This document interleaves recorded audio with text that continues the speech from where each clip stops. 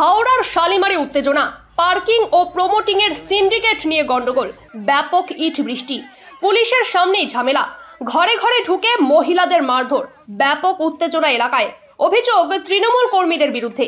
স্থানীয়রা জানায়, শালিমার স্টেশন সংলগ্ন এলাকায় পার্কিং ও প্রমোটিংয়ে মালপত্র সরবরাহ নিজেদের ছেলে ছাড়া কাউকে করতে দিতে চায় না তৃণমূল কর্মীরা।